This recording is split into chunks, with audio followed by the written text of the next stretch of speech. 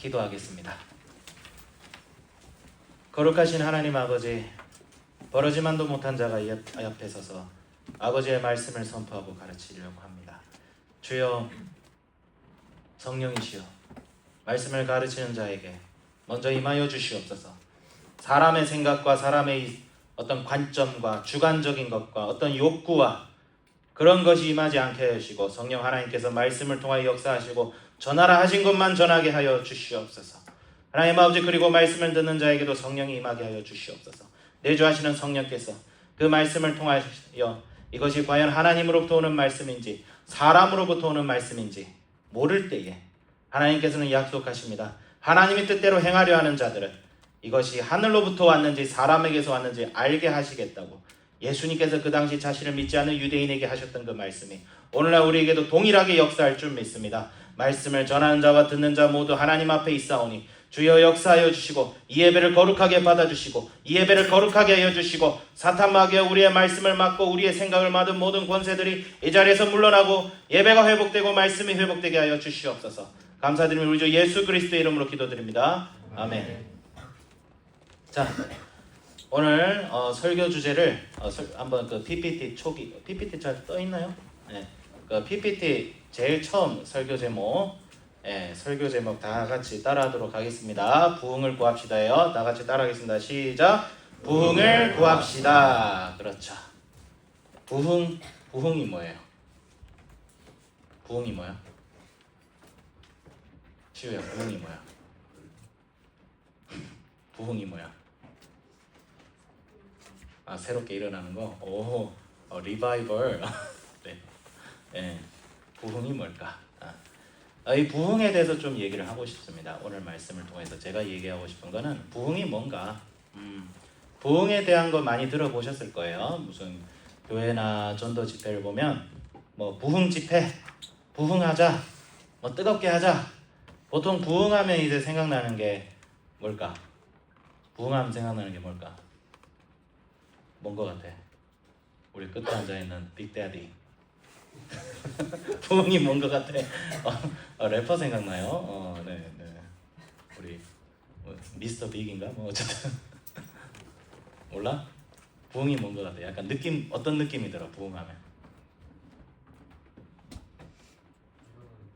좀 일어나야 돼? 다 같이 일어나면 부흥이 되나요? 틀린 말은 아니에요. 부흥의 역사에 조금 사람들이 자기 몸 못 가누고 막 떼굴떼굴 그러고 일어나긴 했어요. 네, 그거 맞습니다. 틀린 건 아니에요. 우리가 부흥이 뭔지를 일단 말씀에서 한번 살펴보도록 하겠습니다. 슬라이드 한번 넘겨주시고요. 슬라이드 만들어줘서 고마워요. 제가 원래 준비를 했어야 되는데 근데 글씨가 좀 작네. 이거 확대가 되나? 이미지 캡처했구나. 그래요. 우리 이거 다 있죠? 이것도 좀 보면서 같이 하면 될 것 같습니다. 우리 에스라 느헤미야서 개론을 한번 보도록 하겠습니다. 에스라 느헤미야를 우리가 설명합니다. 그거는 뭐예요? 남유다 왕국이 멸망했어요. 언제? 느부갓네살 왕 때 멸망하고 느부갓네살에 의해서 남유다가 멸망한 지 약 50년 뒤에 그럼 사람들이 조금 헷갈려요. 아니 구약에는 70년 만에 돌아온다고 했는데 망하고 나서 50년 뒤에 돌아왔으니까 성경 말씀 틀렸네 라고 하는데 그렇지 않습니다. 포로 1차 포로 시대 유다 백성들이 처음 포로로 끌려가던 시대는 요아김 시대예요. 유다 망할 때 아니에요. 포로로 몇 번 끌려가더니 나라가 망했어요. 그때가 유다가 망한 지 한 20년 정도 돼요. 그래서 첫 번째 포로가 끌려갔을 때 선지자 예레미야가 너희들이 70년 안에 다시 돌아올 거야. 그러고 나서 20년 뒤에 유다가 망했어요. 그리고 50년 뒤에 바벨론 제국이 망하고 성경에는 바사라고 표현이 되어 있는 페르시아 제국이 일어나서 그 제국에 의해서 유다 백성들이 다시 돌아옵니다. 그래서 얼추 한 68년 지나요.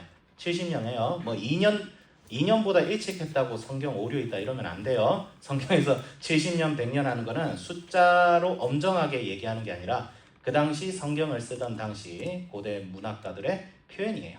그거는 오류가 있다고 얘기하면 안 돼요. 너무 21세기 현대인의 시각으로 성경을 보니까 성경에 오류가 있다고 살짝 착각할 때 있어요. 그거는 마치 내가 달리기를 하는데 태양이 너무 따뜻하게 나한테 빵긋 웃었네 했는데 어떤 과학자가 나와서 태양은 웃을 수 없다. 이건 과학적 오류가 있다. 이거하고 똑같은 거예요. 성경을 그렇게 읽으시는 분들이 간혹 계셔요. 그래가지고 성경은 오류가 있다, 하나님 말씀 아니다 이러고, 니들 아직도 그런 거 믿냐? 예, 그 신학을 더 배우시면 조금 생각이 달라지실 텐데, 그건 anyway 그런 게 있어요. 그래서 에스라서 1장부터 6장은 어떤 구조예요? 성전이 회복이 됩니다. 성전은, 여러분 오늘날 성전은 뭡니까? 이거야? 이거 성전이야? 막 여기 만지면 갑자기 막 죽고. 성전이 뭐예요 오늘날? 시우야, 성전이 뭐야? 너만 시켜서 미안한데 너만 보여. 이러면 좀 이상한가?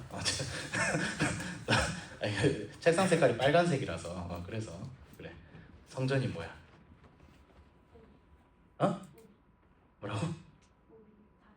우리 자신. 박수. 너무 잘했습니다. 질수 없이 손민. 얌전히 있었는데 미안해. 우리 자신이라고 한대. 성전이 우리 자신이래. 또 성전은 누굴까요? 성전은 누굴까요? 옆에 사람. 이게 답 나와 있는데. 성전은 누굴까요?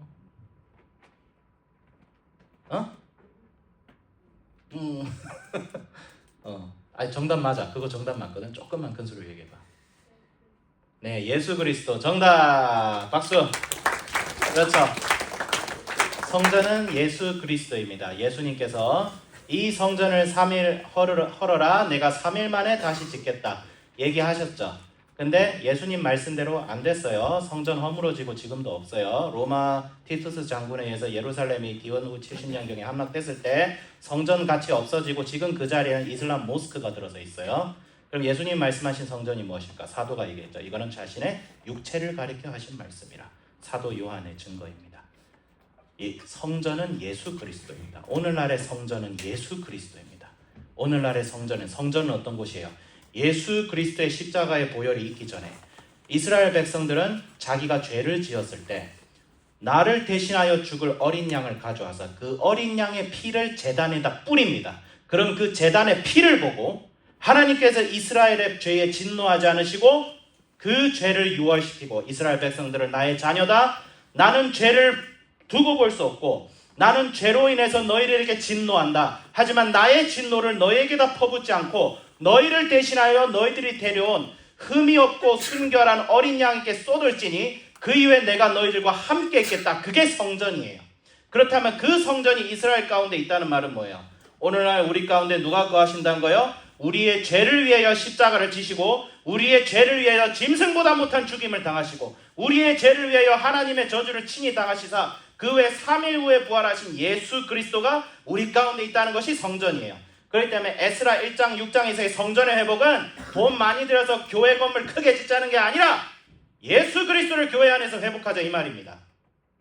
그게 에스라 1장 6장의 이야기예요. 그렇기 때문에 예수님이 중심이 된 신앙, 예수님이 중심이 된 교회가 되어야 부흥이 일어나는데 이 부흥을 누가 방해해요? 에스라 4장의 대적들이 자자손손 대대로 방해합니다. 고레스 때도 방해했고요. 다리오 때도 방해했고요. 아닥사스다 왕 때도 방해했다. 아닥사스다 왕은 히브리어로 음력한 것이고 오늘 여러분 세계사에 나오는 페르시아 황제의 이름은 아라트크세르크세스 뭐 이렇게 나옵니다. 조금 어렵죠? 뭘 그렇게 어렵게 하고 아닥사스다 왕이 제일 좋은데 5글자잖아.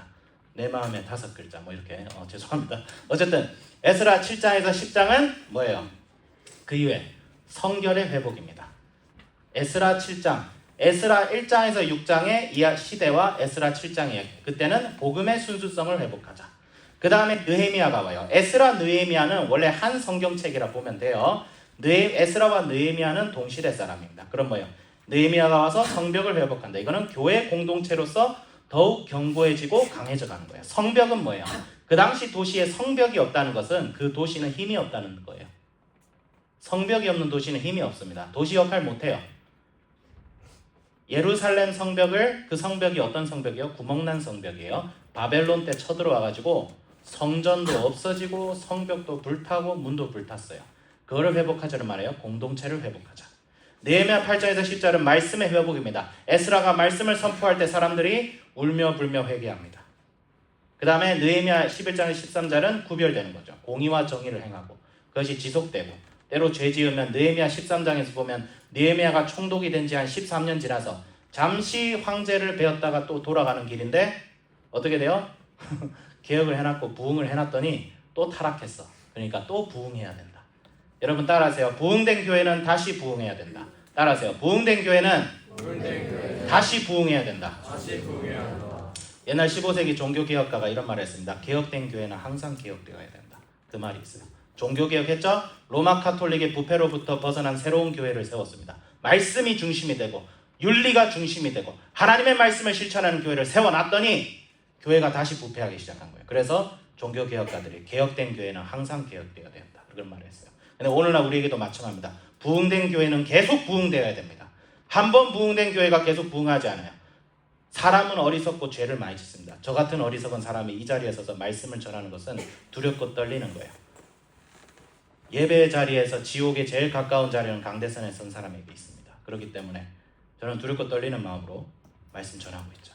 그런데 교회가 세월이 가면 갈수록 타락하죠. 종교개혁을 했는데도 타락하죠. 부흥했는데도 타락하죠. 길은 뭐예요? 항상 부흥돼야 된다. 항상 개혁이 돼야 된다.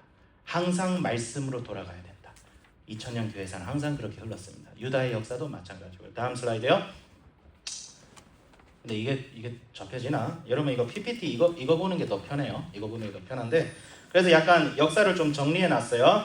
자, 우리 이스라엘 역사를 좀 배우면 구약이 뚫립니다. 구약이 이해가 돼요. 구약의 빅픽처가 그려지는데 일단 느부갓네살 바벨론 왕조의 느부갓네살이 지금으로 치면 기원전 586년경에 유다 왕국을 멸망시킵니다. 성전은 파괴되죠.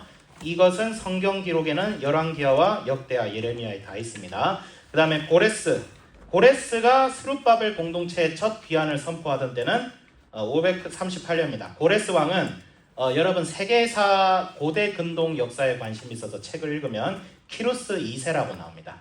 1세는 우리가 별로 신경 안 써도 되는 사람이고 키루스 2세라는 사람이 있어요. 그때 스룹바벨 공동체, 스룹바벨, 다윗의 후손인 스룹바벨, 그리고 나중에 예수님의 족보에 나오는 스룹바벨을 통하여 첫 포로 기한이 이루어집니다. 이것은 에스라 1장 1절에 기록이 잘 돼 있습니다. 그 다음에 딱 세 번째 칸에 보면 고레스 왕 2년 2월에 성전 건축 시작해요. 그러니까 예루살렘에 도착했다고 바로 성전 못 지어요.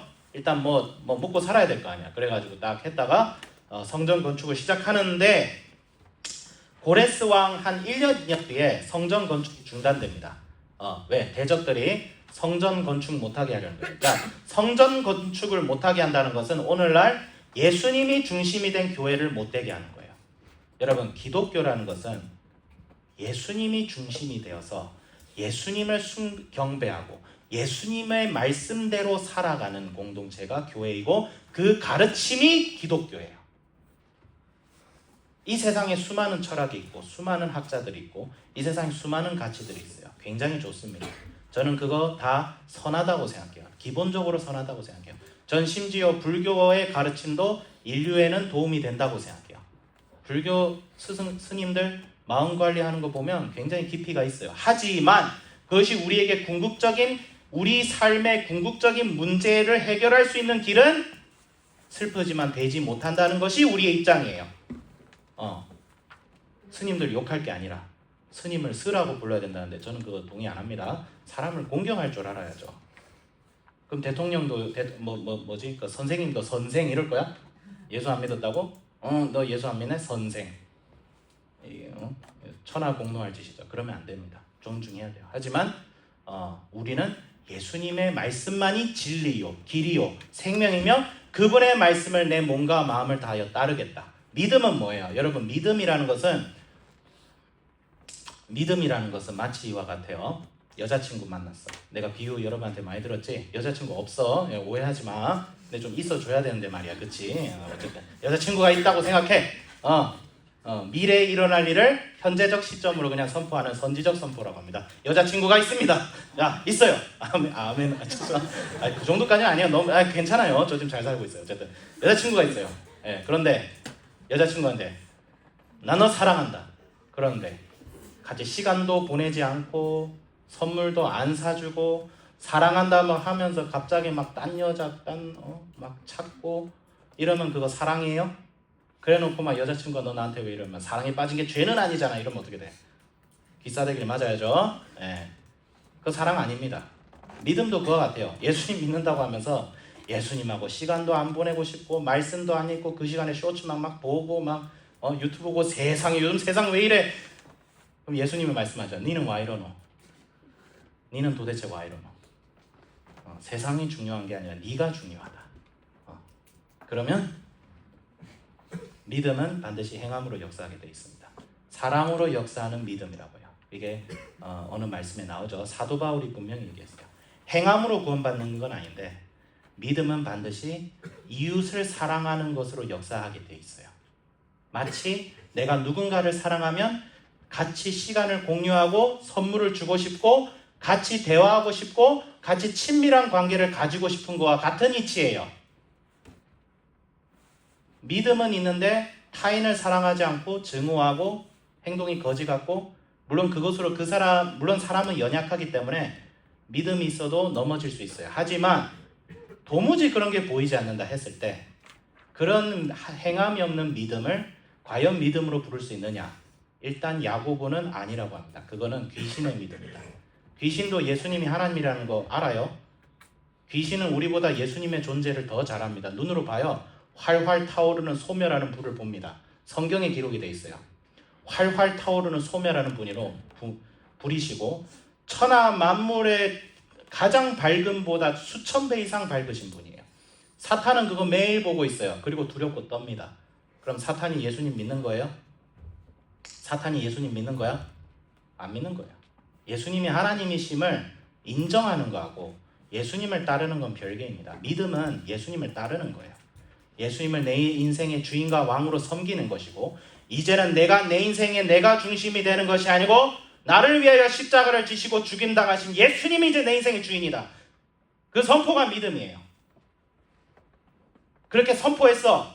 근데 때로는 실수하고 넘어지지만 다시 회개하고 일어서고 그리고 3번 구원은 영원한 구원이라는 말 속에 뭐가 있냐면 성령께서 우리의 인생 속에 개입하셔서 우리가 딴 길로 갈 때마다 우리의 손을 잡아 이끌어 주셔서 믿음으로 인해 겪는 시련과 고난을 인내하고 견디게 하는 것이 바로 한 번 구원은 영원한 구원의 진리예요.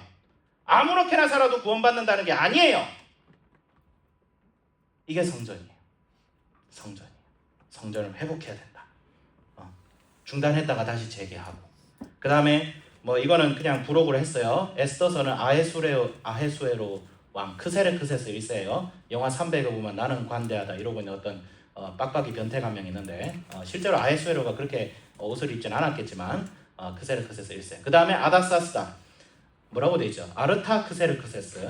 이 왕 때가 에스라와 느헤미야 시기예요. 그러니까 뭐예요? 스룹바벨 시기로부터 몇십 년이 지난 뒤예요. 몇십 년이 지난 뒤. 그래서 에스라서 1장과 6장과 에스라 7장과 10절 사이에는 뭐예요? 시간의 공백이 한 3대 정도로 길게 잡혀있다. 이렇게 생각을 하면 돼요. 자, 그래서 여기 한번 중심을 보세요. 여러 사건들을 보세요. 사건들을 보면 이스라엘 백성들이 성전을 짓고 부흥할 때 뭐가 중심이 되는지 보셔야 돼요. 뭐가? 성전 건축도 하고요. 그 다음에 막 뭘 합니다. 근데 결국 뭐가 선포돼요? 말씀이 선포돼요. 학개와 스가랴 선지자를 통해서 성전 건축을 해야 된다고 얘기를 하고 말씀이 선포되고 말씀이 선포되었을 때 그 말씀을 회중들이 듣고 회중이라는 건 말씀 듣는 사람들이에요. 듣고 우리가 잘못했구나. 우리 이렇게 살면 안 됐구나 하면서 회개합니다. 근데 기도하고 회개하는데 성령께서 강하게 임재해요. 성령께서는요. 우리가 말씀대로 기도대로 그 다음에 하나님을 더욱 왕되게 하고 하나님의 뜻대로 살려 할 때 우리가 연약해서 안 돼요. 우리 힘으로 연약해서 안 될 때 우리를 도와주시는 분이 성령이십니다. 근데 성령께서 역사하실 때 우리의 감정을 뜨겁게 할 뿐만 아니라 초자연적으로 역사합니다. 그때 무슨 현상이 바로 발생해요? 방언이 나옵니다. 내가 알지 못했던 언어로 뭔가 나오는데 그 언어의 내용은 하나님을 영광스럽게 하고 하나님을 찬양하는 얘기가 나와요. 그 다음에 방언이라는 것은 성령께서 우리를 위하여 친히 기도하시기 때문에 우리의 마음이 우리의 의식 저변으로 가서 달라지게 됩니다. 제가 하는 말은 제가 꾸며낸 게 아니고 성경에 나오고 교회사 전체에서 나옵니다. 예. 그 다음에 치유 은사도 나오죠. 예언의 은사도 나오죠. 초자연적 은사도 나오죠. 그게 왜 나와요? 말씀으로 돌아가는 거예요. 말씀으로 돌아가서 더욱 하나님을 영광스럽게 하고 교회가 교회되게 하고 교회를 통하여 이 땅에 선한 영향력을 미쳐라. 복음을 전해라. 모든 사람을 나의 제자로 삼아라. 그들이 제자가 되어서 나의 분부하고 가르친 모든 것을 지키게 하여서 그들을 통하여 하나님의 선한 통치가 내 개인 가운데, 내 가정 가운데, 교회 가운데, 그리고 더 나아가서 이웃들과 공동체와 더 나아가 나라와 민족까지 퍼지게 하라. 그것이 성령의 역사이고 그것이 부흥입니다. 그것이 부흥입니다. 그게 부흥이에요. 부흥은 반드시 선한 열매를 맺어가게 되어 있습니다. 그런 부흥의 역사가 오늘날 타락한 인류의 역사를 지금까지 지탱하였을 줄로 저는 믿습니다. 저는 그렇게 믿어요. 안 믿었으면 이 자리에 안 서죠. 다음 슬라이드. 그래서 스룹바벨, 에스라, 느헤미야의 기간 동안 이스라엘 공동체. 오늘날 이스라엘 공동체는 그냥 단편적으로 얘기할게요. 교회예요. 교회. 이스라엘 따로 있고 교회 따로 있지는 않습니다. 물론 그렇게 가르치시는 분이 있어요. 여전히 이스라엘도 의미가 있어 라고 하시는 분들이 저기 미국 남부에 보면 그렇게 주장하시는 분들이 있어요. 저는 존중하지만 성경 전체 맥락을 살펴보면 교회예요. 이스라엘 아니에요. 신약 성경에 들어서면 이스라엘이 그냥 사라져버립니다. 이스라엘을 향한 하나님의 선하신 뜻은 분명히 있을 수 있겠지만 지금의 시대는 민족적 이스라엘의 시대가 아니라 언약의 이스라엘, 약속의 이스라엘. 그거는 뭐예요? 바로 우리예요. 여러분들이 새 이스라엘이에요. 약속을 이어받았잖아. 아브라함의 자손이다. 아브라함이 무슨 자손이었어요? 믿음의 자손이라고 했어요. 내가 너를 통하여 너의 후손들이 해와 달과 별과 같이 많게 할 것이라. 그거는 뭐예요? 하나님의 언약을 계승한 사람들이 오늘날 너와 너의 가족들 뿐이지만 이제는 천하 만민들이 너를 따를지어다라고 분명히 얘기하고 있어요. 구약 때부터 온 세계 만민이 예수님께로 돌아올 거라는 역사가 이미 예언되어 있어요. 창세기에. 그 약속이 실현된 것이 바로 지금 이 자리에 앉아서 예수님을 경배하는 우리 모두인 줄 믿습니다. 말씀은 예수 그리스도의 이야기입니다. 창세기부터 요한계시록까지. 근데 이 말씀이 먼저 선포되어질 때 부흥이 일어나요. 제가 말씀을 그냥 제가 읽을게요. 여기 PPT에 좀 하면 좋을 텐데 제가 저 준비하다가 깜빡 졸았어요. 깜빡 졸았는데 새벽 조금 1시간 정도 자다가 또 준비해야 되는데 내일 7시간까지 자버려서 저의 신체는 충만한데 준비가 살짝 덜 충만해요. 그래서 이해해 주시기 바랍니다. 성령께서 역사하실 줄 믿습니다. 제가 아주 똘망똘망한 목소리로 읽어드릴게요. 학개서 1장 1절. 다리오 왕 제2년 6째 달 곧 그 달 초하루에 여호와의 말씀이 선지자 학개로 말미암아 스알디의 아들 유다 총독 스룹바벨과 여사닥의 아들 대제사장 여호수아에게 임하니라 이르시되. 그러니까 학개는 선지자예요. 하나님의 말씀이 임해요. 오늘은 우리가 쓰여진 말씀을 통해서 성령의 감동을 느끼지만 옛날에는 이런 성경 말씀이 없어서 하나님께서 직접 계시를 통하여 임했어요. 예. 오늘날 내가 선지자다 했을 때만 갑자기 나 직통 계시 받았다. 굉장히 주의해야 돼요. 아닙니다. 말씀을 읽고 하나님께 영감을 느끼는 모든 사람이 선지자예요. 옛날 구약하고 신약 다릅니다. 그리고 5절. 그러므로 이제 만군의 여호와가 이같이 말하노니 너희는 너희의 행위를 살필지어다. 학개가 무슨 얘기를 해요? 이때가 어느 때예요? 우리 저기 뒤편에 보면 막 이거 표 보이죠? 자, 고레스 왕 2년 때 성전 건축을 했는데 그 후에 15년간 성전 건축이 중단됐을 때 학개가 임했어요. 왜 15년 동안 성전 건축이 안 됐을까? 무섭고 쫄려서 성전 건축하려 했어요. 근데 대적들이 야 이것들이 왕에게 반역을 일으키려고 성전 짓습니다. 멈춰야 됩니다. 그러니까 스룹바벨이 멈춰 이랬더니 멈췄어. 스룹바벨이 아니고 누가요? 그지? 스룹바벨 미안합니다. 고레스가 말년에 고레스가는 5년 다스리다가 돌아가시거든요. 근데 이제 고레스가 좀 끝까지 좀 조서를 했으면 좀 취소를 하지 말지 멋대로 취소를 합니다. 그래가지고 성전 건축 못하고 있었어. 그럼 이스라엘 백성들이 15년 동안 성전 건축 안 하고 뭐 하고 있었냐? 자기 집을 아주 삐까뻔쩍하게 지어요. 합판 짓고 강남뷰에다 막 집도 세우고 막 하면서 막 지내요. 근데 성전은 없어. 성전이 없는데 자기 집을 짓는다는 건 뭐예요? 예수님을 주변부로 밀어내고 내 인생에 먹고 사는 문제. 너 수능 준비해야 되니까 주일 예배 드리지 마. 뭐 그런 것들. 신앙보다 다른 것이 내 마음의 우선순위에 있는 거예요. 이게 지금 성전 없이 집 짓는 장면이죠. 학계가 그걸 뭐라 한 거예요. 학계가 그걸 뭐라 했어요. 그러면 이제 학계가 뭐라 했으면 보통 패역한 백성들은 네가 뭔데 너나 차례라. 우린 잘하고 있어. 주일에 헌금도 열심히 하고 예배도 열심히 드는데 네가 뭔 상관이야. 이럴 텐데 백성들이 회개하죠. 8절에 뭐라고 되어 있죠? 학계가 너희는 산에 올라가서 나무를 가져다가 성전을 건축하라. 그리하면 내가 그것으로 말미암아 기뻐하고 또 영광을 얻으리라. 여호와가 말하셨느니라. 다시 너희의 신앙에, 너희의 마음에, 너희의 삶의 중심에 너희를 위하여 피를 흘리신 예수 그리스도가 중심이 되라. 그 말이에요. 그런 말씀이 선포돼야 돼요. 설교에는 예배에서 목회자를 통해서 선포되어지는 말씀은 예수 그리스도의 말씀이 돼야 돼요. 썰풀이 시간이 아니에요. 그거는 그냥 알뜰신작 같은 프로만 봐도 돼요. 설교는 뭐예요? 피를 흘리신 예수 그리스도의 말씀이 선포되는 자리여야 돼요. 그게 먼저 돼야 돼요. 말씀이 복음이 올바르게 선포돼야 돼요. 느헤미야서 8장 1절에서 3절 이스라엘 자손이 자기 성읍에 거주하였더니 이제 요 모세의 율법책을 가져오기를 청하매 제가 좀 스킵해서 할게요. 3절 수문학 광장에서 새벽부터 정오까지 남자나 여자나 알아들을 만한 모든 사람 앞에 읽음에 뭇 백성이 그 율법책에 뭐했다? 귀를 기울였는데 에스라가 과거 13년 전에 내가 가르쳐야지 하고 했던 다짐이 이제 실현이 되는 거예요. 말씀이 선포됩니다. 말씀이 선포돼야 돼요. 여러분 부흥이 일말려는 첫 번째 조건은 하나님의 말씀이 올바르게 선포돼야 돼요. 하나님의 말씀이 선포되는 게 부흥의 첫 번째 조건입니다. 오늘날 사람들이 부흥을 자꾸 흉내내요. 부흥이 일어났을 때 여러 현상들 자체가 부흥이라고 생각해요. 크게 떠들고 막 울부짖고 그거는 부흥이 일어났을 때의 한 현상 중 하나지 그거 따라하는 게 부흥 아니에요. 근데 자꾸 그걸 따라해요. 사람을 일부러 모아. 마음 없는 사람들 모아. 예배라고 속이고 모아. 그리고 모였을 때 이상한 목적으로 사람들을 활용하고 선동해요. 그거 부흥 아닙니다. 그거 부흥 아닙니다. 열광주의라고는 할 수 있어요. 근데 열광적으로 뭘 하는 것 자체는 부흥이 아닙니다. 부흥이 아닙니다.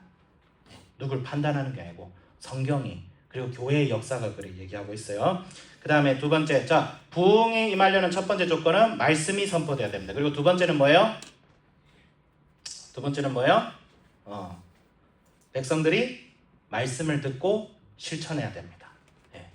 백성이 말씀을 듣고 실천해야 돼요. B인데 학개서 12장 학개가 말씀을 선포했을 때 백성들이 어떻게 반응했는지 한번 살펴보세요. 학개서 1장 12절 읽겠습니다. 스알디엘의 아들 스룹바벨과 여호사닥의 아들 대제사장 여호수아와 남은 모든 백성이 그들의 하나님 여호와의 목소리와 선지자 학개의 말을 들었으니 이는 그들의 하나님 여호와께서 그를 보내셨음이라. 백성이 다 여호와를 경외하매 14절 여호와께서 스알디엘의 아들 유다 총독 스룹바벨의 마음과 여호사닥의 아들 대제사장 여호수아의 마음과 남은 모든 백성의 마음을 감동시키매 그들이 와서 만군의 여호와 그들의 하나님의 전 공사를 하였으니 백성들이 말씀을 듣고 어떻게 했어요? 먼저 회개합니다. 그리고 말씀이 가르친 대로 실천하기 시작해요. 회개하고 실천하죠. 부흥의 두 번째 조건 선포된 말씀에 백성들이 순종해야 돼요. 들어야 돼요. 예레미야 시절에도 예레미야는 하나님의 말씀을 선포했습니다. 근데 유다 사람들이 들었어요? 안 들었어요. 예레미야가 한 말이 뭐예요? 하나님께서 드디어 너희들을 심판하신다. 조상대대로 하나님의 말씀을 듣지 않고 성전의 여호와 곁에 바알과 아세라의 우상을 들고 예배를 드렸던 너희들의 시절에 드디어 심판이 왔다. 그러나 하나님께서 말씀하신다. 너희들에게 은혜를 줄 것이다. 바벨론에게 성문을 열고 항복해라. 그러면 하나님께서 너희들을 바벨론에서 회복시키실 것이다. 그 말을 따라라. 이게 예레미야의 말이었어요. 유다 백성들 순종 안 합니다.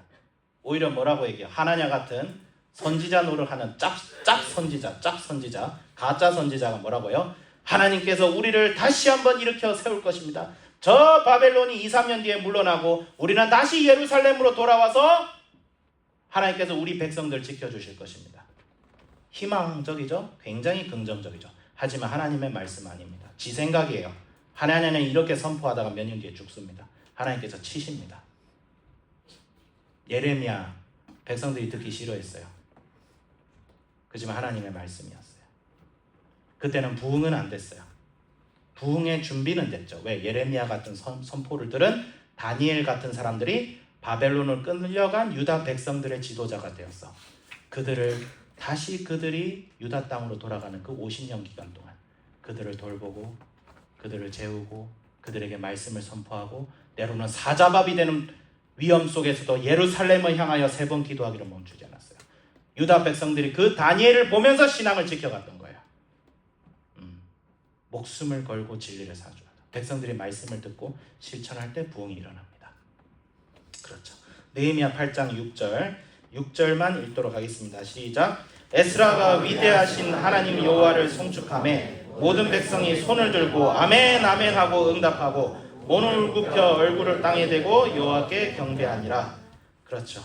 그리고 일어나서 굉장히 재밌는 일이 발생하는데 유다 백성들의 말씀을 읽다가 이게 에스라가 하라고 하지 않았어요. 유다 백성들이 보다가 아니 모세가 초막절을 지키라고 했다며 이러면서 초막절을 지켜요. 그냥 제가 읽을게요. 여러분 읽으면 목이 아프니까.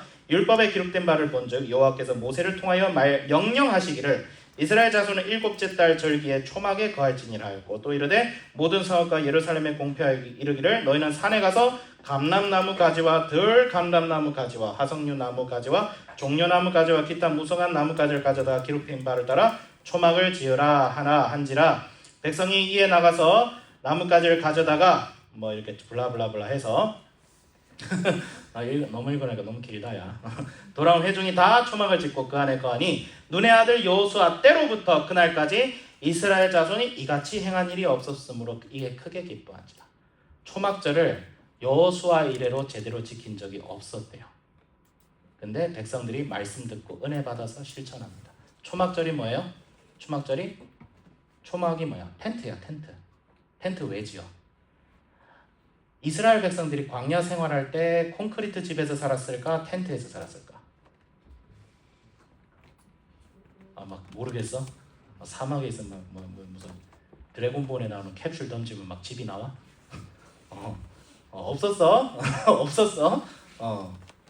그 당시엔 그런 캡슐 없었고 천막 지었죠. 근데 이스라엘 백성들이 나중에 가나안에 들어와서 이제 집을 화려하게 짓고 살죠? 그랬는데 사람들이 화려하게 살면 어떻게 돼? 하나님 없다고 생각해. 하나님이 당신에게 재물도 주고 살 길도 주고 떵떵거리며 살게 해주었더니 그걸 공급하신 분이 하나님이 아니래. 난 하나님 안 믿고 내 돈을 믿어. 근데 그 돈 주신 분이 하나님이야. 몰라요. 사람은 눈앞에 있는 것만 알아. 뒤에 있는 걸 몰라요. 브라운관에 TV 나왔는데 이 브라운관 밑에 이 전파를 쏘는 기계 장치가 이르는 모르는 어린아이와 같은 것 같아요. 그래서 믿음이 약한 자를 어린아이라고 하잖아요. 어린아이처럼 생각한다는 거죠. 그랬을 때 초막절은 뭐예요? 일부러 집 밖에서 텐트를 짓고 살아요. 텐트 지어요. 지금도 유대인들 텐트 짓고 살아. 초막절 때문에. 우리는 안 지켜요. 예수님이 근데 텐트를 짓는다는 건 뭐예요? 너희 조상들이 광야에 있었을 때 하나님께서 너희들을 먹이시고 입히시고 구름 기둥과 불 기둥으로 광야를 인도하셨던 그때를 기억하라. 너희를 위하여 공급하시고 너희를 위하여 살게 하시고 너희를 지금 이 세상에 심장을 뛰면서 평안하게 살게 하시는 분은 하나님이라는 거예요. 세상이 아니라는 거예요. 그게 초막절의 정신입니다. 이걸 이스라엘 백성들이 지켰다는 건 뭐예요? 우리를 위하여 공급하시는 분은 하나님이시다. 우리의 주인과 왕은 하나님이시다. 그 선언이에요. 엄청나게 놀랍고 강력한 선언이에요. 이 초막절을 통해서 이스라엘 백성들이 이걸 지켰다는 것은 그 정신이 복음이 성전과 교회 공동체의 중심이 되었다는 이야기죠. 굉장히 놀라운 이야기입니다. 그 다음에 C. 말씀을 묵상하고 통회하고 뭐예요? 회개합니다. 회개해요.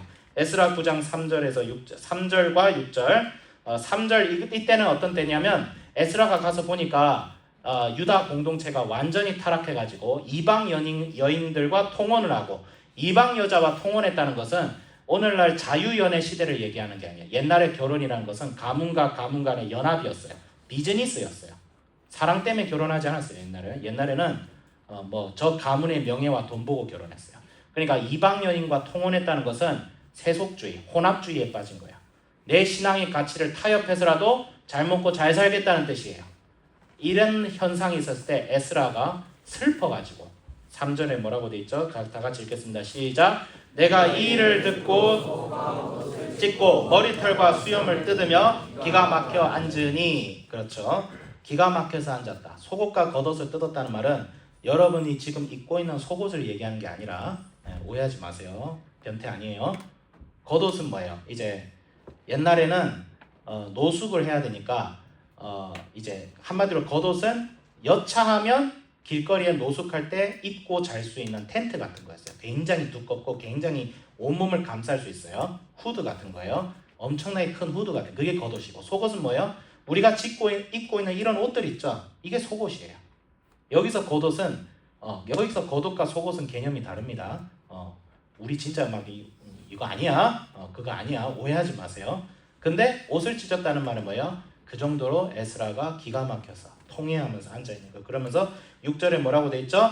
말하기를 나의 하나님이여 내가 부끄럽고 낯이 뜨거워서 감히 나의 하나님을 향하여 얼굴을 듣지 못하오니 이는 우리 죄악이 많아 정수리에 넘치고 우리의 허물이 커서 하늘에 미침이니이다. 물에 잠기기 시작하면 물이 완전히 우리 정수리에 잠기게 되겠죠. 그렇죠? 그리고 하늘에까지 닿았다는 거예요. 온 세상이 마치 노아의 홍수로 물바다가 되듯이 우리의 죄악이 그만큼 가득하나이다. 이건 뭐예요? 에스라는 지도자죠. 그러니까 회개는 지도자부터 해야 돼요. 회개는 지도자부터 해야 돼요. 영적인 리더들부터, 그 사회의 지도자들부터 회개해야 돼요. 자기 회개 안 하면서, 선생님 교감쌤이잖아. 여기서 나 회개 안 하면서 여러분들보다 야! 너 똑바로 해! 양말 제대로 신어! 근데 나는 막 맨발로 다녀. 저도 회개하고 있어요. 그럼 되겠어요? 안 되겠어요? 야! 또 뭐가 있지? 어떤 잔소리 하지 내가? 난 내 젊은 어떤 잔소리 한대 내가? 손민아 내가 어떤 잔소리 해? 응? 잔소리 안 해? 잔소리 하잖아. 안 해? 왜 예원이를 왜 봐? 예원아 너한테 어떤 잔소리 한대? 잔소리가 너무 많아가지고 애들이 세지 못하는 거예요. 막 졸지 마라 하고 막 졸지 마! 졸리면 일어서! 해놓고 내가 예배 시간에 졸면 되겠어 안 되겠어? 안 되지. 그런 거예요. 지도자부터 회개해야 돼요.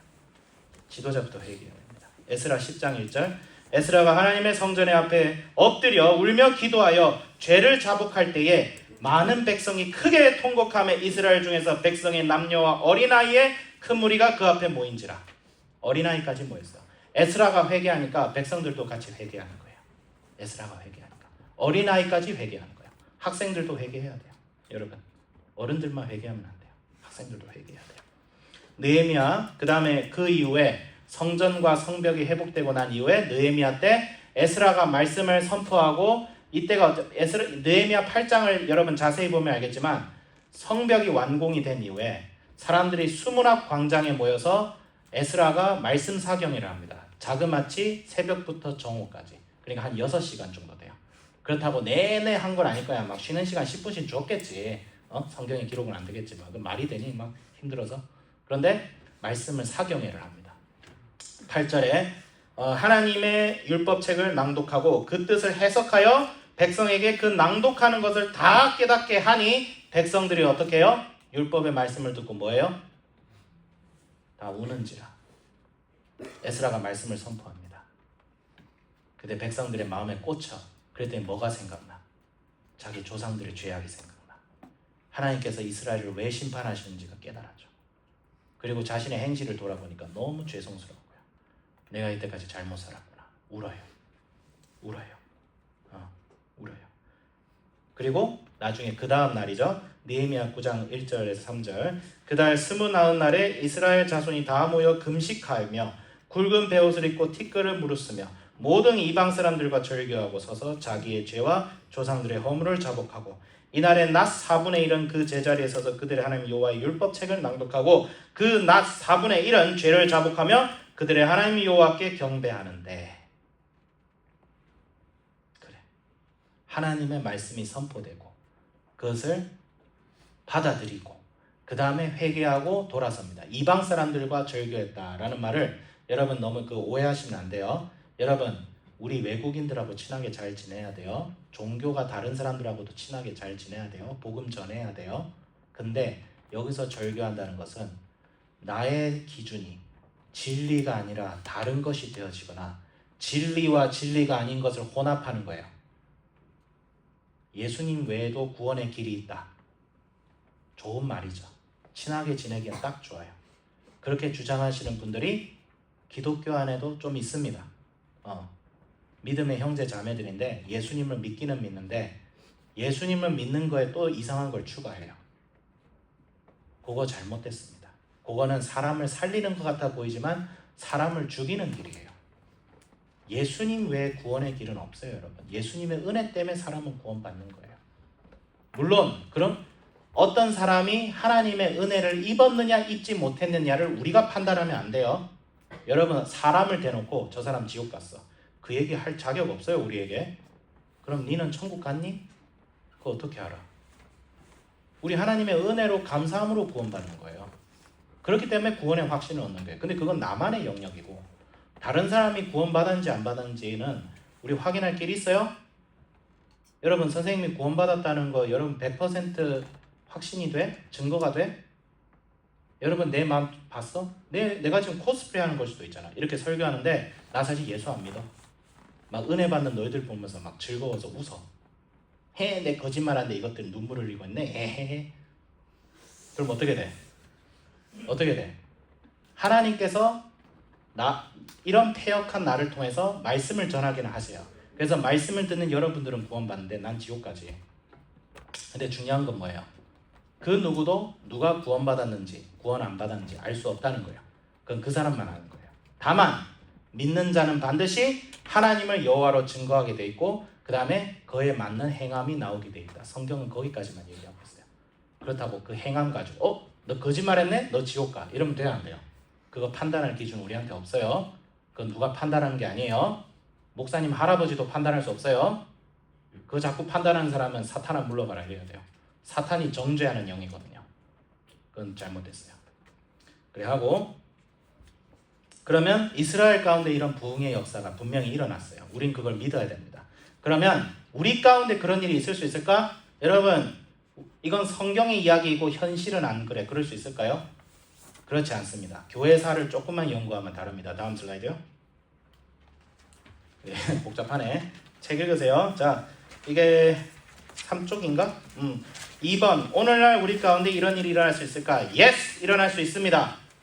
역사를 한번 살펴볼게요. 예수님께서, 우리의 구주 되시는 예수님께서 친히 승천하시고 12사도들과 수백 명의 문도들을 통해서 하나님께서는 교회를 예루살렘에 먼저 선포하셨습니다. 그리고 12사도들과 그 제자들을 통해서 교회가 예루살렘으로부터 스페인까지 이르게 되고 중국까지 이르게 되고 아프리카와 인도까지 복음이 퍼졌어요. 그러고 난 이후에 교회가 로마 제국이 망하고 콘스탄티누스 대제에 의해서 교회가 이제 핍박을 안 받기 시작하니까 어떤 일이 보여져요? 교회가 타락하기 시작해요. 교회가 점점 타락합니다. 야, 너 교회 다니나? 우리 제국에서는 이제 기독교가 국교니까 너 교회 다니지? 너 우리 대학 입시할 때 가산점 줄게. 막 이러기 시작하고. 너 교회 다니나? 너 취업할 때 가산점 줄게. 너 교회 다니나? 우리 사업해보자. 교회를 다니는 게 뭐예요? 예수님을 사랑해서 교회 다니는 게 아니라 예수님은 안 믿어도 교회 다니면 나한테 얻을 게 많아. 저 교회 성도님은 우리나라 국회의원인데 나도 공천 받으면 같이 교회 좀 다니겠다. 같이 다니죠. 이게 로마 제국 4세기 때 일어났던 일입니다. 교회가 세워져요. 교회 목사님들의 힘이 점점 세져요. 그 중에 한 명이 교황이에요. 교황은 처음부터 교황 아니었어요. 로마 교회 목사님이 힘이 너무 세져서 된 게 교황이에요. 교황이에요. 지금 교황을 제가 욕하겠다 그 뜻이 아니라 교황이 원래 그랬다고요.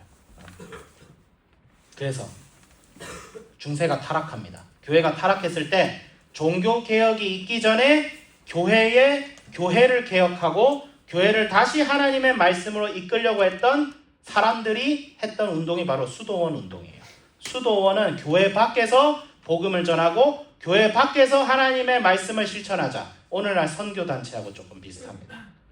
네. 그래서 10세기에 클루니 수도원 개혁, 클린이라고 하죠. 프랑스에 있는 클린이지요. 그 다음에 시토의 수도원, 베르나르두스 드 클레보르라는 사람은 루터와 칼빈도 매우 존경했던 사람이에요. 그래서 이 사람의 글을 자주 인용했습니다. 클레보르, 베르나르두스, 영어로는 버나드라고 하죠. 그 다음에 프란치스코 수도 운동이죠. 프란치스코, 최근 돌아가신 교황의 이름도 이 프란치스코의 이름을 땄습니다. 아시시의 프란치스코죠. 이 사람은 아예 재산 다 포기하고 거리에서 복음 전했어요. 거리에서 가난한 자들을 만나서 복음을 전하고 가난한 자들을 만나서 구제했어요. 근데 그 당시에 성당, 프란치스코가 저희 설교 좀 하게 성당 좀 빌려주시겠습니까? 하면 요즘 신부님들 말고 옛날 신부님들, 요즘 신부님들은 제가 부끄러워요. 근데 옛날 신부님들은 배때기에 기름만 잔뜩 둘러가지고 어딜 감히 신학교도 안 나온 놈이 성당에서 거지들 데리고 우리 거룩한 성전에 니들 필요 없어! 하면서 문을 꽝 닫았어요. 그래서 프란치스코는 수도원을 설립해서 그곳에서 사역을 하기 시작했어요. 그리고 그 다음에 아우구스티누스 수도회가 설립이 돼서 수도회에서 중세의 영적인 부흥을 하고 그 당시 부패해 가던 교회를 그래도 조금은 덜 부패할 수 있도록 하던 곳이 수도원이었어요. 아우구스티누스 수도회에는 토마스 아켄피스 같은 사람이 나와서 예수 중심의 영성과 공동체 생활과 기도와 겸손을 강조하였고 여기 출신 중 한 명이 바로 마르틴 루터, 종교개혁가 마르틴 루터가 바로 이 아우구스티누스 수도회 출신입니다. 오직 말씀, 오직 믿음, 오직 하나님께 영광. 천주교는 아니다. 종교개혁은 그렇게 일어났죠. 수도원을 중심으로. 그래서 16세기 종교개혁기가 했어요. 이게 지금 유럽 역사예요. 근데 츠윙글리는 취리라는 스위스의 도시에서 이런 부흥운동을 했고 칼뱅은 제네바 교회에서, 칼뱅은 오늘날 장로교예요. 대한예수교 장로교의 신학, 교리는 칼뱅에 의해서 정립이 됩니다. 예, 감리교하고 조금 달라요. 같은 예수님 믿는데 성경 해석이 조금 달라. 이건 여기서 설명할 수 없고 너무 신학적인 거니까. 그 다음에 메노파, 제세르파, 오늘날 침례교죠. 예, 오늘날 침례교의 후예들이죠. 후손들이죠. 말씀과 기도 중심 공동체 생활했어요. 그러니까 참 살펴보면 영적인 부흥이 일어나던 지역은 교회 밖이었어요. 참 희한한데 거대하고 화려한 교회 밖이었어요. 예, 왜? 하나님께서는 내가 높은 상아탑을 쌓고 그곳에서 사람의 영광을 취하고 돈이 들어오고 재물이 들어오고 세상의 인정이 들어오는 곳에 역사하지 않습니다. 그런 곳에 역사하지 않아요. 오직 예수 그리스도의 복음의 말씀을 가지고 이 땅에서 가난하고 소외된 자들과 함께 복음을 전하고 말씀을 전하고 그들이 예수님의 제자가 될 수 있도록 구제하고 그런 자리에 하나님께서 함께 하세요. 오늘날 교회 사이즈 가지고 교회 판단하면 안 돼요. 교회 크면 부흥하고 작으면 부흥 안 해요. 그럼 우리의 믿음의 선조이신 길선주 목사님은 실패한 사역자이십니까? 너 맛을 잃은 사람들아, 길선주 목사님의 외침은 저한테 한 메시지 같았어요. 그분이 평양 대붕을 일으킬 때 교회 규모 그리 안 컸어요. 시설도 부족했어요. 사람들도 잘 안 모였을 때였어요.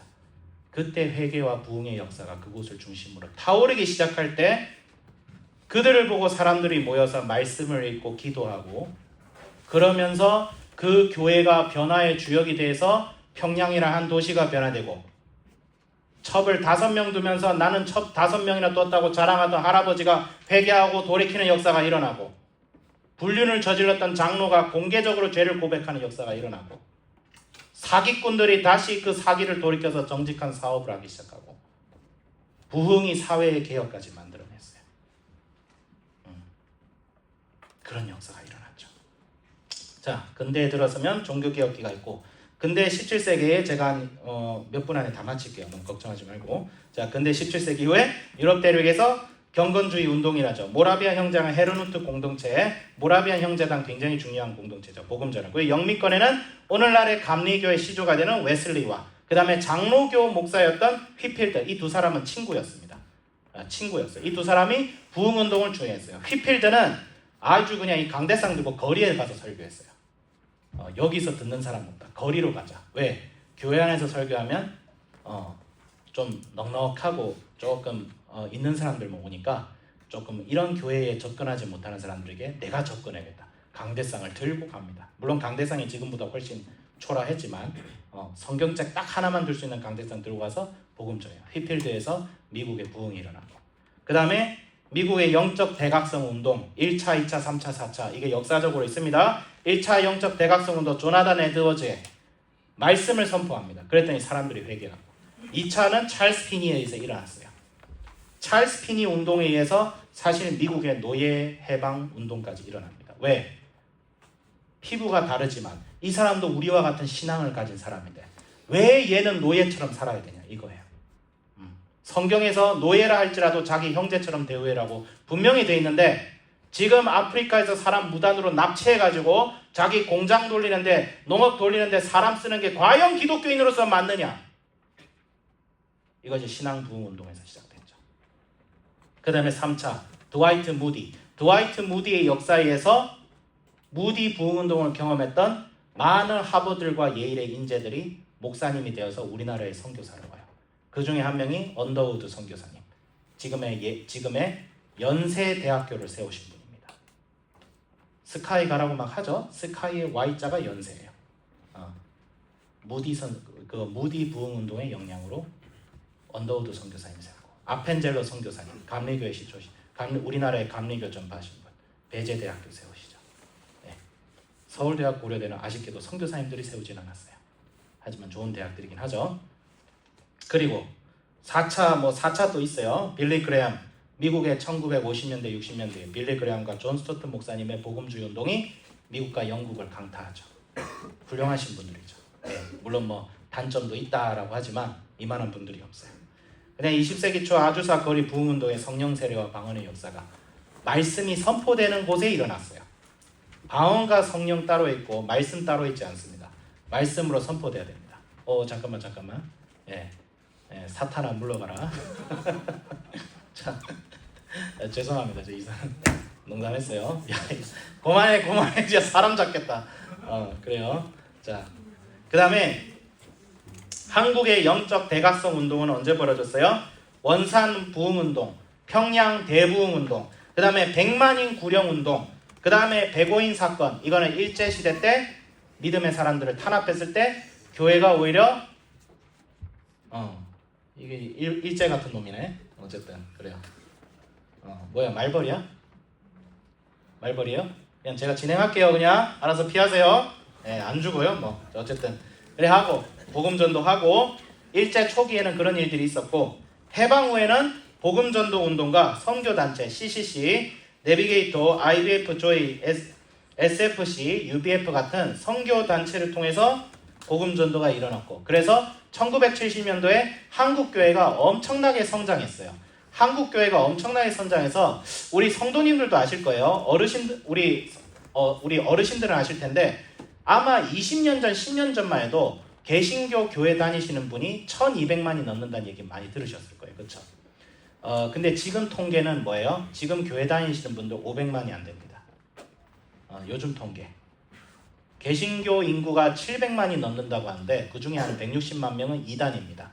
그 다음에 나는 예수를 믿기는 믿는데 나 교회 안 다니고 싶어. 이걸 가나안 성도라고 하죠. 가나안 성도는 거꾸로 안 나가 성도예요. 안 나가. 교회 안 나가. 교회 안에 복음 없어. 이래서 안 나가. 안 나가 성도가 한 100만이 넘어요. 아니다. 100만이 아니죠. 200만, 300만 수준이라고 해요. 걔 남은 사람들이 400만. 그래서 아따 이 말벌이 막 잡아삐라 누가. 잡아삐라. 이렇게 우리의 부흥을 자꾸 방해하는 이 말벌 새끼. 어쨌든 그래서 이제 이런 부흥 운동이 우리 가운데 있었어요. 근데 우리가 주목해야 될 건 이거예요. 부흥 운동의 공통점은 첫 번째, 부흥이 일어났던 시기에는 역사적으로, 교회사적으로 위기가 많았어요.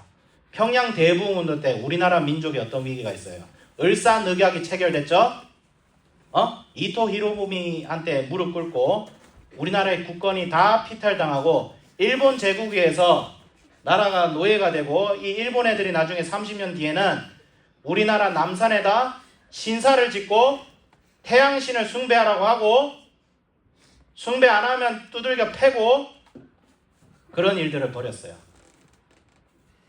민족의 왼수일 뿐만 아니라 예수 그리스도의 원수 노릇을 했어요. 그런 암울했던 시기 가운데 우리 믿음의 선조들은 더욱 기도와 말씀으로, 복음으로 말벌 쉐리 패듯이 우리 가운데 사탄을 때리 패고 교회가 더욱 교회가 되도록 했어요. 그 다음에 기존의 기성교회가 재구시를 못할 때가 많았어요. 부흥이 일어났을 때는. 그러니까 영적으로나 사회적으로나 요즘 세상 왜 이래? 요즘 암울하다. 이랬을 때 부흥이 보통 일어났어요. 그 다음에 뭐예요? 기도와 말씀과 열정을 가진 소수의 사람들에게서 부흥이 시작됐어요. 여러분, 부흥은 사람 많이 모여서 일렉기타 치면서 막 빠방빠방 해가지고 막 스피커 가지고 그냥 빠방빠방 어디 무슨 싸이 무슨 워터쇼처럼 막, 그게 부흥 아니에요. 그거 아니에요. 평양 대부흥 때 스피커 없었어요. 일렉기타 없었어요. 악기도 없었어요.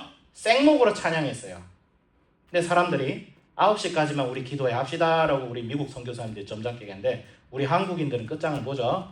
부흥을 받아서 막 열불 나가지고 막 그만합시다 하는데 또 하고, 막 찬양하는데도 또 하고, 새벽 3시까지 했어. 그걸 한 5일 동안 했어. 그 평양 대부흥 운동이 전국으로 퍼진 거예요. 교회가 갱신되고 민족이 위기가 있었을 때 그 부흥 운동을 통해서 학교가 세워지고, 그 학교에서 독립운동가들이 배출이 되어서 하나님을 자유롭게 예배할 수 있는 민족이 필요하다. 그 나라를 위해서. 태양 잡기나 섬기는 일본 제국에서는 우리는 독립하겠다. 그렇게 하죠. 신사참배에 굴복했지만 굴복 안 한 사람들은 또 일어났죠. 부흥운동의 또 다른 특징은 성령의 역사와 기적과 은사가 강하게 역사합니다. 근데 강도는 차이가 좀 있어요. 그게 조금 그 현상적인 것은 약하고 강할 수 있어요. 근데 그건 별로 중요하지 않아요. 성령께서 역사하시는 이유, 우리가 말씀과 기도로 돌아가게 하기 위해서다. 그리고 반드시, 이게 제일 중요합니다. 반드시 회개와 순종의 결단과 복음 전도와 교회 개혁으로 이루어집니다. 부흥은. 그게 부흥이에요.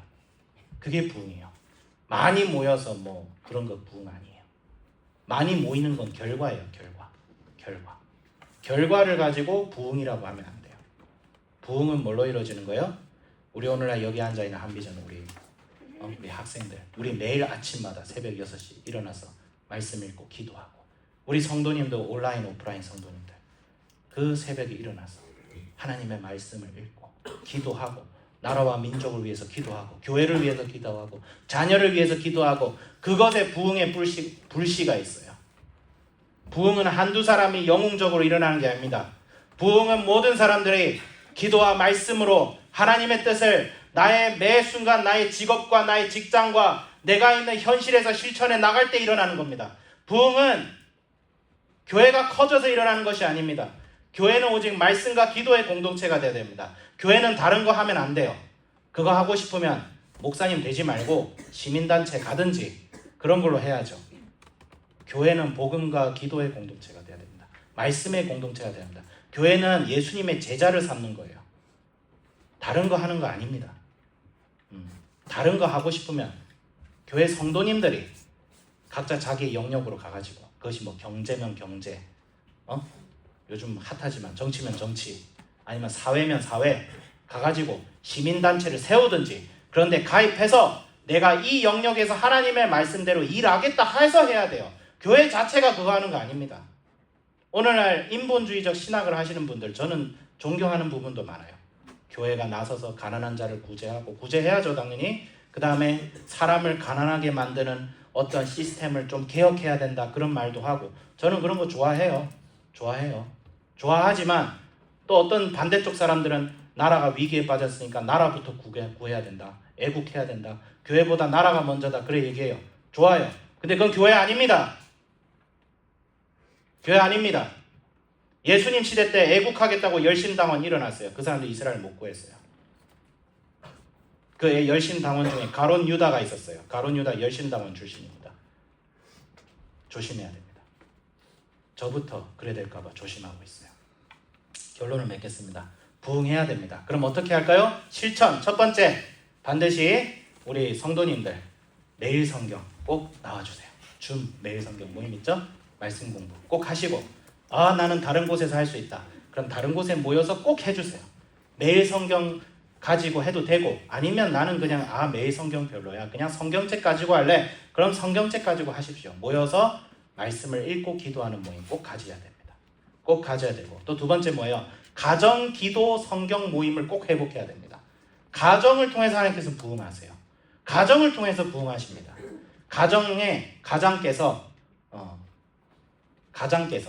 가장께서 성경책 딱 두고 먼저 자기가 은혜 받는 것, 찬양 한 곡 하고 기도 한번 하고 말씀 본문 읽고, 그 다음에 나 말씀으로 이런 은혜 받았어 하고 나눈 다음에 기도 제목 나누고 마치는 거. 이거 딱 30분만.